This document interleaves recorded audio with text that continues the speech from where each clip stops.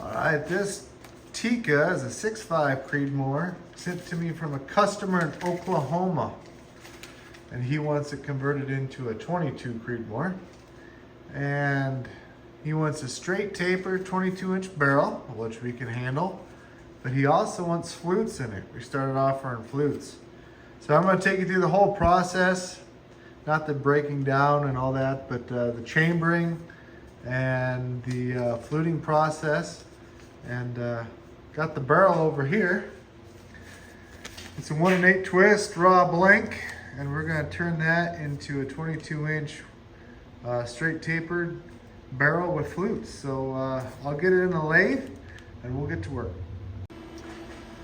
All right, we got her loaded in the lathe. I got everything tight, really tight. You guys that are using copper rings around your barrel, I don't know how you guys get away with it, or plastic. The only thing I've been able to have any success with is holding straight to the chuck or these aluminum collars. If you guys are getting run out at the end of the chamber, after you do your chambering, come over on top, do a place that you cut your threads, like the shoulder area, to see if you're getting run out there. This little insight on that. So everything's tightened up, everything's good. So now I gotta take a measurement here. And since I use a raw blank, I need at least 3 inches on this thing. So we got 3 inches, 66 thousandths, okay? So I'm gonna put 3 inches, 55 thousandths in the computer. And the reason being, when it takes its first cut, it's gonna take 10 thousandths off. So I'll put that in the computer right now. I guess you guys are probably wondering why that is. So all my tools on my gang toolbar have my offset set to the chuck right here. So this is 0. If I go to G55 0, it'll be the chuck. So I can shift every tool on my gang toolbar and all my drill bits with the push of a button with this number. So once I put in 3.055, my facing cut will take off 10 thousandths, and then every tool will know that this is 3 inches, 55 thousandths away from the chuck. So I don't have to set tool offsets every time. I just put in a measurement, push play, and away we go. So I'm gonna do that quick. All right, I got that loaded in the system. So I built this program to be user-friendly for me. So you've seen it come over. This is the home position of the program. I push cycle start again. It's gonna go in. Now that it's in place, my Morris taper number 4 holder that's permanently mounted to my tool block is now perfectly centered with the bore of the machine. I did that by design, so I don't have to guess where the center is every time. So now we won't have to go left and right when we're indicating. Whoop, and then I did that, which threw us off 0. No big deal. Got her back to 0. So when we indicate, right, we got to get the barrel parallel to the spindle of the machine. Okay, if it's not parallel, we could drill a hole that's off the center of the bore. Okay, so you got to get her parallel. So what I do is I pick a number. This one just happens to be 1. And I go in and out to get it parallel.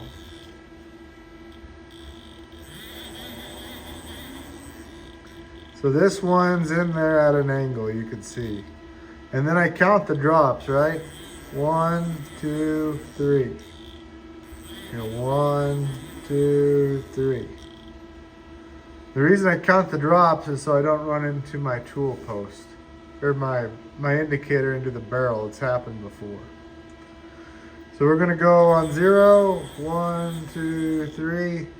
So we're gonna move this needle up to the 1,000ths mark because that's where it kept dropping. So do that quick.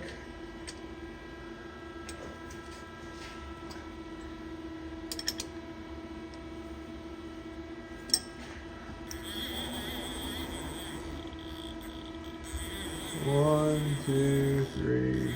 1, 2, 3. 1, 2, 3. Still dropping. So we're gonna raise her up a little bit more. 1, 2, 3. 1, 2, 3. Gotta do more, so we'll take it out the bottom.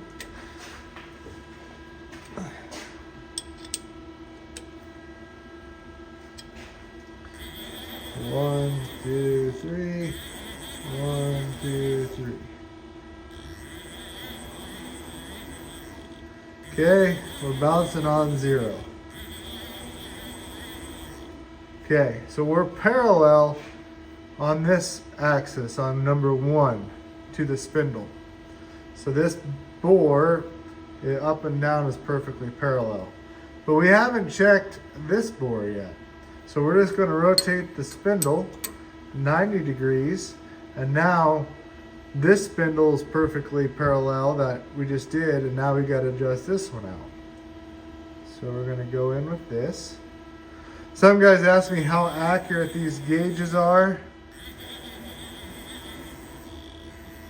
They're roughly a little over 1/1000th of an inch. 1, 2, 3. 1, 2, 3. Man, this one's pretty close. 1, 2, 3. We gotta raise, we gotta drop it just a little bit here. Okay. 1, 2, 3. 1, 2, 3. 1, 2, 3.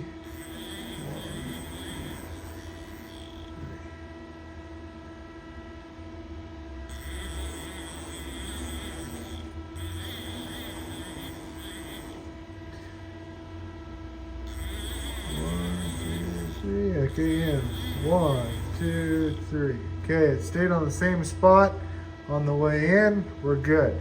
And we can come back and check this one to see if it moved. It didn't move. All right. So now the bore of the barrel is perfectly parallel to the bore of the lathe. Okay. So now that was a little over 1/1000th per graduation. A human hair is roughly 2 to 3 thousandths. Now this one's 5/10ths of a graduation. So that's, I don't know, less than a third of a human hair, quarter of a human hair.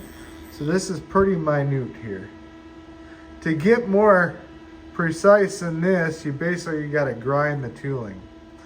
So now we're sweeping, right? See how we're way out of concentricity? That means the barrel's doing this in the machine. If we drilled a hole, the hole would not be centered on the bore of the barrel.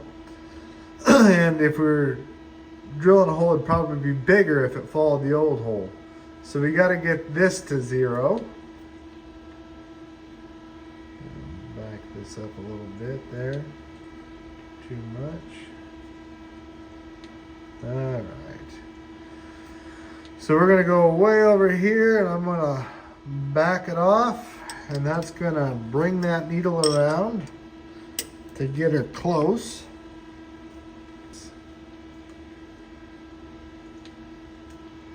Okay, we're going to loosen this. You see, as I do this, it gets closer and closer and closer, okay? Now I do it on the drop, so I make it drop the same amount on 0 every time. So here's the drop. We'll loosen this up, okay? And we'll tighten this up, get it close to 0. Now we're getting closer. We're 5/10ths high and a 5/10ths low. 5/10ths high. Okay, I'm going to loosen this one up. And then we're going to tighten this one up just a little to get her on 0. Now it looks like I might have went too much.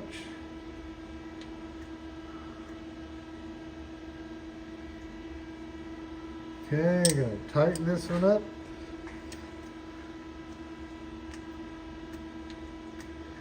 And this is where it gets touchy.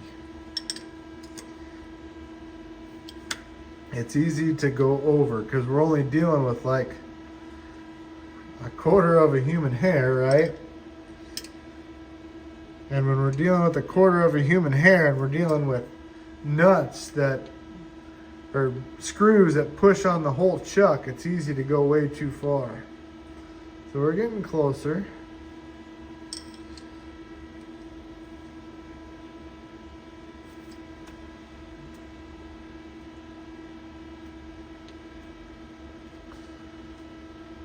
Okay.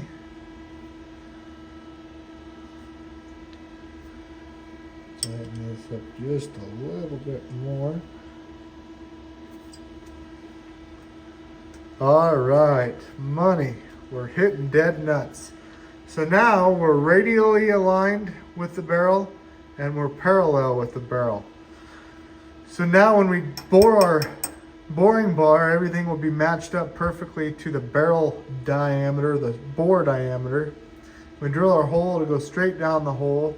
Everything will be perfect to the inside of the barrel. We don't care about the outside. So we got all that done. We got our offsets loaded into the computer. So I'm gonna push pause, save this video, and then we'll start the turning process. So this is gonna go pretty quick. I'm gonna walk you through it as it does it. 25% rapid, memory, cycle start. First thing it's gonna do is gonna cut the tenon face. And the reason we're gonna face it because that gives us a new plane that everything is gonna go off of. So there's the face I was telling you about, the 10,000s. Once it's done there, it's going to start profiling the tenon. It's going to go out.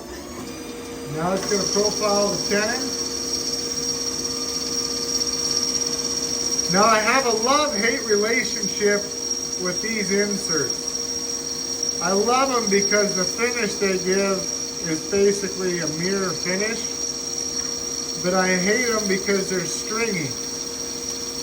When I'm doing barrel tenons like this, I prefer to have more of a roughing insert that cuts chips and makes the chips look like this. But when I'm threading the end of a barrel, I'd much rather have a nice little stringy chip to deal with because it gives a better finish.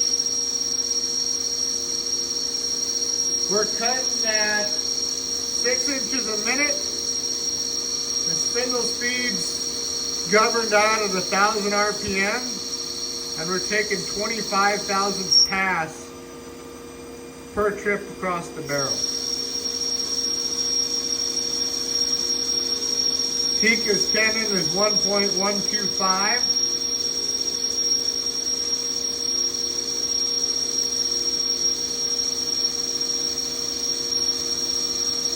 So I think this is the last pass of the tenon. And then it's going to start doing where the threads are on the tenon.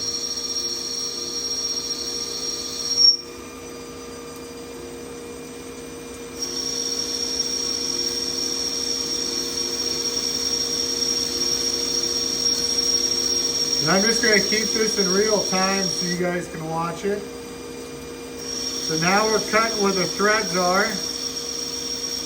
If memory serves me right, Tikka's are 985 thousandths right there. It's 1 inch thread, 16 threads per inch.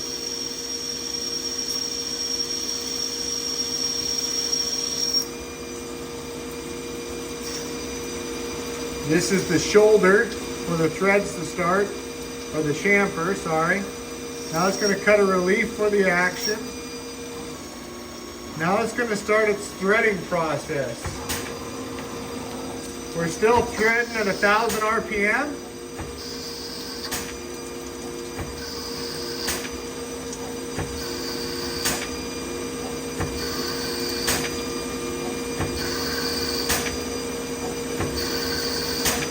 But my memory serves me right. I wrote the program so it takes 20 passes and then it does a skim pass.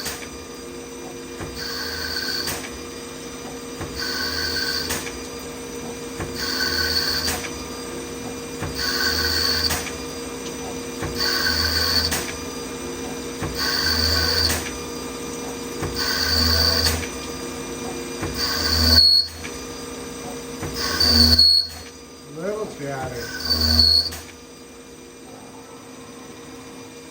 Seems like a big deal, but it's not. Now it's going to take a finishing pass. That cut the shoulder to length. As you cut threads, the threads grow. And this is topping off where they would grow. Now it's going to go back and do a 5 pass on the threads just to clean everything up. That's why I said it's not a huge deal if we get a little chatter.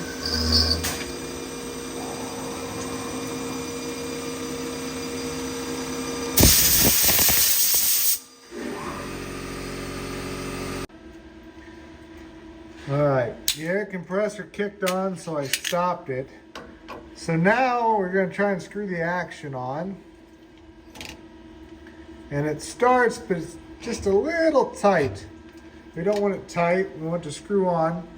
So guys talk about not being able to fit stuff with CNC, and that's the furthest thing from the truth. So what I did is I just set that offset in, and we can just work up the fit that we want for the action. Now I'm going to put a cycle start again.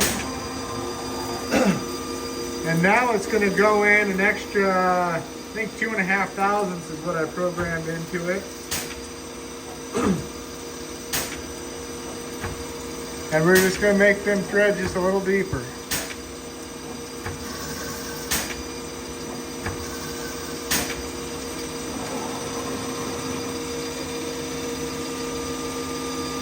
And if we have to do it again, we will. Hopefully we won't.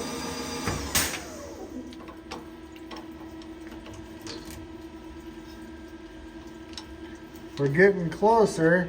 I'm going to take one more thou off and it should go on. That's just a little tighter than I like. There's no wiggle.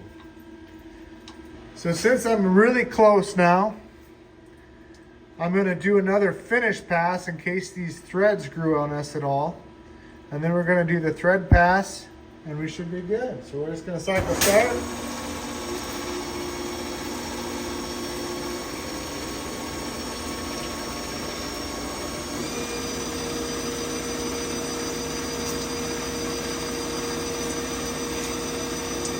That's that finish pass I was telling you about, just in case them threads grew on them that last pass we took.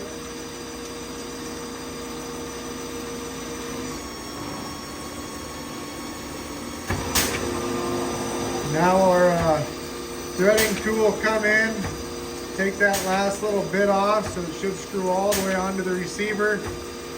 Hand fitting it to the barrel with CNC equipment.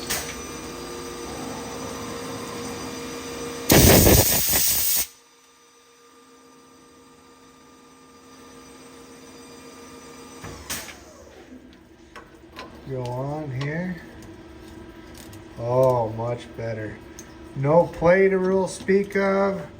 Nice tight fit. Just like it's supposed to be. All right, goes all the way on. So now we're going to unscrew it and we're going to start the chambering process. All right, so next part is the chambering process. Pretty hard to believe we're already there, but we are.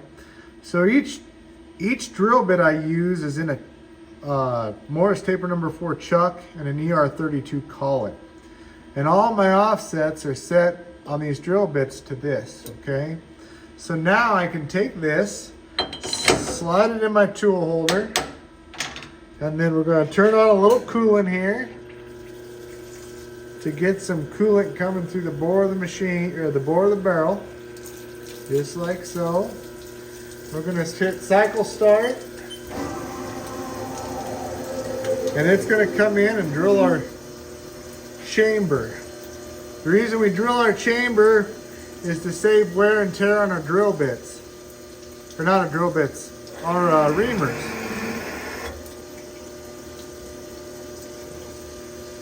Let's speed this up a little bit.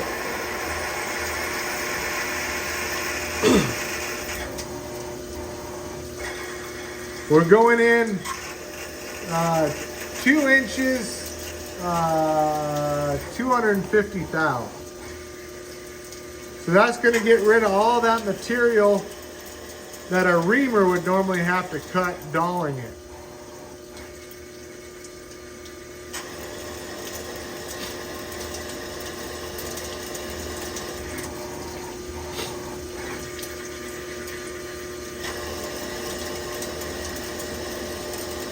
I don't know why the first time I did a chamber this way or drilled anything with the CNC tool, it scared the living snot out of me. What if something went wrong?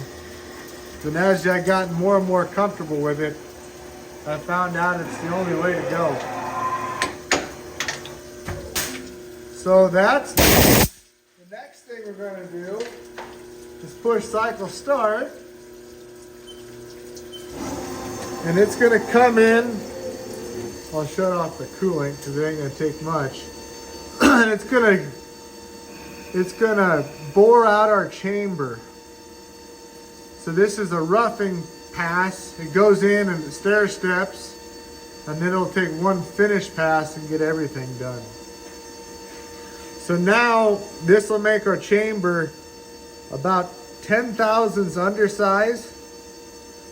But the wonderful thing about this, once it's done, the chamber will be perfectly concentric to the bore of the barrel because we're actually cutting it. Drill bits like to walk and wander. So now we're doing our finishing pass. And it'll go all the way deep. So I'm going to turn on some coolant just to flush out them chips. Keep everything nice and cool to get a good finish.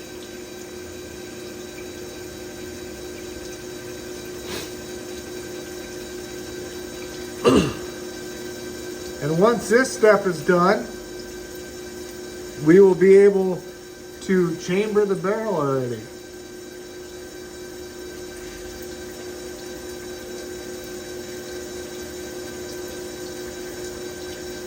And usually I fast forward through all this stuff, but several guys have asked me to just do one full length, so that's what I'm doing here. I try and explain how to fit an action and do all that neat stuff, so this is how we're doing it. So now this is going to go all the way over here so I can put the reamer holder in it.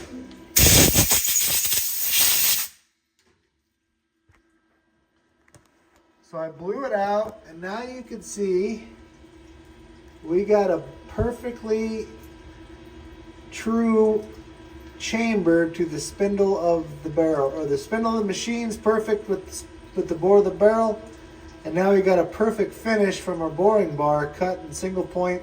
So our reamer has no choice but to follow this hole. So we're going to test pit the pilot. I only go deep enough so the pilot's fully engaged.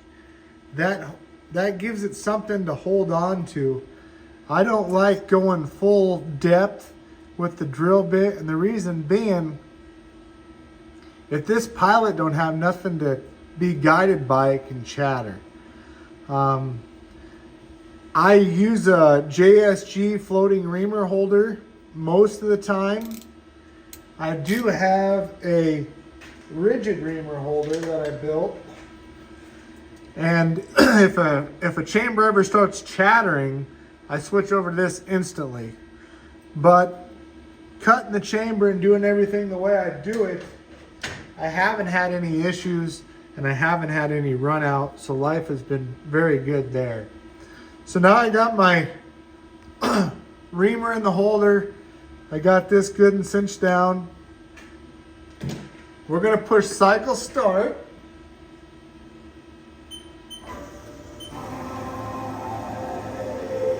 And this is gonna go to the center and we're gonna stop it. And the reason we're gonna stop this here is I gotta set my offset. I need to make collars so I could put them all in the face here and offset them, but I just haven't got around to it yet. All right, we gotta set our shoulder so we know how deep it is. And I use this face here, and then where the body, from the case angle to the body is where I set my Z set offset. So I go offset, Z face measure.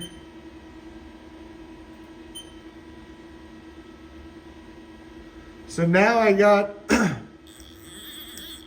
this shoulder goes flush with the breech into the barrel, and it's going to go in and start cutting. And my program is all written off where this comes in contact with the barrel. So we're going to back this out now. We're going to turn on some coolant. Whoa, easy there.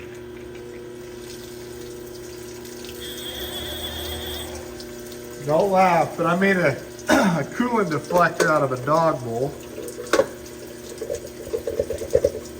We're gonna move you guys over here so you guys can watch this as much as you can. So I got this broken up into 3 different steps, right? The first step's gonna go in 500 thousandths without stopping at a pretty slow RPM. And then the next one's gonna start its plunging cycle. And then it's gonna come out, and then I'm gonna have to make a finish pass, which will stop. Cycle start this. So it's going pretty slow. Once it gets to there, it's gonna slowly start feeding in. And we're listening for any chatter. And so far we don't have none, that's good. It's gonna go in 500 thousandths like this. And I'm gonna up the coolant to really get her going here.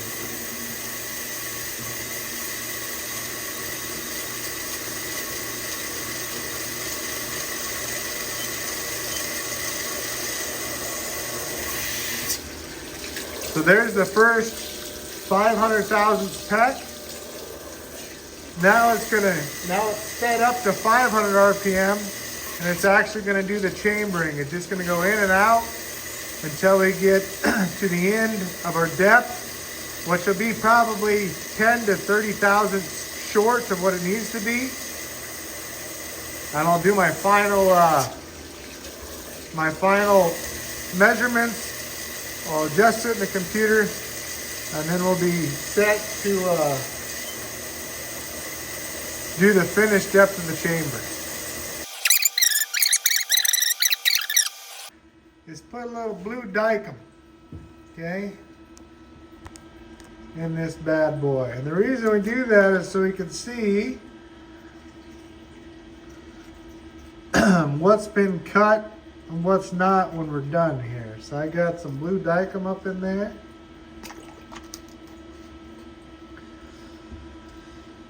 And I always blow on it just to kind of speed it up a little bit.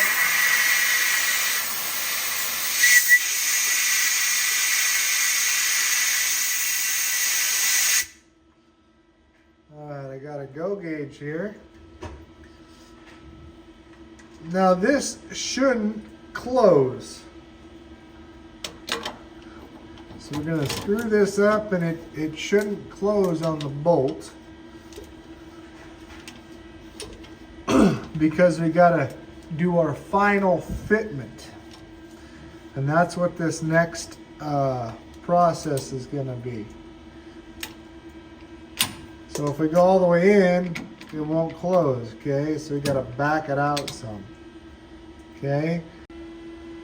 All right, I had a phone call I had to take. So I got the go gauge in there and I got it up tight. I like to get them really, really snug against the go gauge. And that squares up everything to them threads. And then I take a feeler gauge and I measure the distance. So 4 fits in there, 5 fits in there, 6 is getting tight, and 7 doesn't quite fit. So since I got it super tight and 6 fits and 7 doesn't, somewhere around 6.5 thousandths. So we're gonna go an extra 8.5 thousandths. We're gonna go an extra 2 thousandths. So we're gonna go 8.5 thousandths deeper, and that'll give us a thousandths for crush against the shoulder, and then a thousandths for headspace clearance. This is a hunting rifle, and thousandths is plenty tight. I think you can go another 4 thousandths according to the gauges I measured. But yeah, I'm gonna show you how I adjust that in the computer, and then we'll go from there. So we have to edit this program. So this is the program that just ran. It started 450 thousandths past the breach, and it went down to inch 0.1350. So we needed to go an extra 8.5 thousandths deeper, right? Because we said it was 6.5, we'd go 2 thousandths deeper. So to do that, I got another program written here. And we're gonna go to here. This is our depth. So we're gonna go Z minus 1.350 is where we're at. So we're gonna go 8.585. Enter. So we're gonna go an extra 8.5 thousandths deeper than 350 thousandths. But we got to get rid of that guy, right? We don't want to have both of them in the program, so we're going to delete it. So now it's going to start feeding at 330 thousandths. It's going to take a 50 thousandths peck, so it'll be able to do it in one shot. Once it gets to the bottom, this number is going to dwell for 1.5 seconds. Dwell means it just goes in there and spins for 1.5 seconds to clean everything up. And we're going to go really slow, and we're going to go 8 thou per revolution. So it goes in there nice and slow. And then M0 is just a 0 stops everything. So as soon as it does that, the machine's going to stop. The reamer will back out a little bit just from the pressure going up against through the flushing system. But the reason I stop it is so I don't gall up my chamber as it comes out in case there's a chip or something stuck in there. So we're gonna memorize this. Enter, yes, reset, and then we're gonna go to the end of the program, and then we're gonna look at it, right? 350, we need to go an extra 8.5 thousandths. There's 8.5 thousandths. It's going to start cutting there. It's going to take a 50 thousandths peck. Life is grand. So now we're going to go up to here. When I push cycle start, it's going to do that exactly.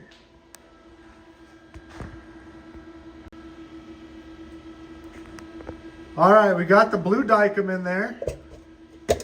I'm going to take this off so you guys can see. And that blue dicom will show us anything that hasn't been cut. We're going to turn on the coolant and get a pretty steady stream with us. Okay. We're going to go cycle start. I'm going to slow this down a little bit. Since we're making our last pass, we don't want it to bump anything.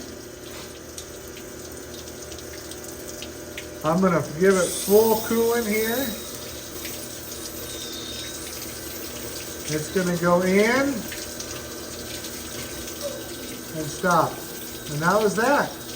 We went in, we took off our 8 thousandths cut, and we should be head spaced. So I'm gonna shut off our coolant, and then we're gonna back this out now that everything's quit turning.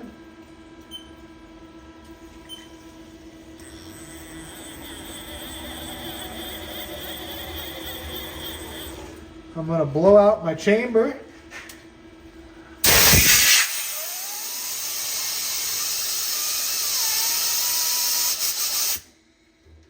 And I'm gonna look at my chamber real quick.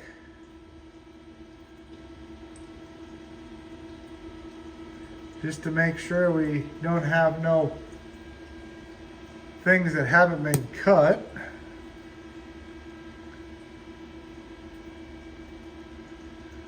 Okay, perfect. All right, let's see if it head spaces. We're cleaned up. Now we should be able to screw this on.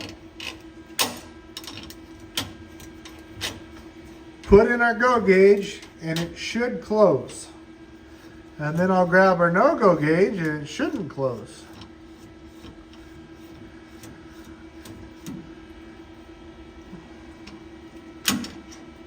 So here's a go gauge. Goes in, closes, okay? Now we're gonna grab our no-go gauge.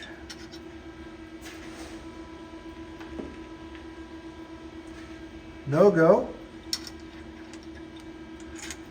Goes in, hard stop. So we're perfectly head spaced on the first shot. Life is grand. So now we're done with our head space. Let's do our chamber inspection. The chamber inspection is what always gets me excited because I've kind of gotten my methods down where I get very, very little run out or no run out normally. All right, now we're gonna do the chamber inspection. We're gonna go in. Everything's good. No scratches, no burrs. There's our neck. Here's our neck. Here's our lead. The lead, you can see the blue Dicom made the lead all the same. And then we're gonna keep going further in and we're gonna look at our lands. And all our lands are cut the same. So we have a perfectly uniform chamber on the front. Now we're going to look at the back here and see what it looks like on the back. All right, now we're going to do our chamber inspection, okay, with the measuring device. So we're on the lands right now. You can see them barely wiggling. Go in a little deeper, no run out there. Then if we go all the way back to the end of the chamber and give it a whirl, no run out there. And to tell you how sensitive this is a 1 1/4 inch stock, right? With my 2 fingers, I can wiggle it. That's how touchy that needle is. So life is wonderful. Excuse me. We got a gorgeous chamber, perfectly head spaced on the first try. We fit the action to the threads just like we would with the manual machine. Now we could chop the barrel, contour it, and get it ready for the fluting. I don't know if it's needed or not, but a lot of guys ask me to do it, so I just do it as a common practice. I rough up the chamber or polish the chamber with a little red Scotch-Brite. I just go in there, I don't put any pressure on it. I just kind of give it a uniform rub like that, give it some hash marks. Some people say it gives something for the brass to grab a hold of. I don't know if that's true or not, but a lot of guys ask for it, so I just kind of made it part of my operation. So I'll give you a view of that now that it's, well, you see me rub on it, what it looks like. All right, this is that same chamber that we looked at, and you can see that Scotch-Brite really doesn't do much. It just gets all the blends or whatever. And it's kind of crazy. I'm gonna rub the bottom of the chamber with the camera lens here, and then I'm gonna flip it over 180, and you can see these marks that it leaves. It just looks, see that right there? That was just from me rubbing the bottom of the camera lens, this thing, against the chamber. It looks awful. It scared the heck out of me the first time I looked at one after I put a go gauge in it. I thought I scratched the chamber, but it's just a surface error that looks really bad on the borescope, but in reality it's nothing. You can't even pick it up with an indicator. All right, we've all heard the saying, trust but verify. So just to make sure this is correct, should be 985, and we're 985. Headspace is good. Threads are all gorgeous. We're going to take this girl out, chop her off, and get her contoured. And as always, thanks for watching. And until next time, God bless.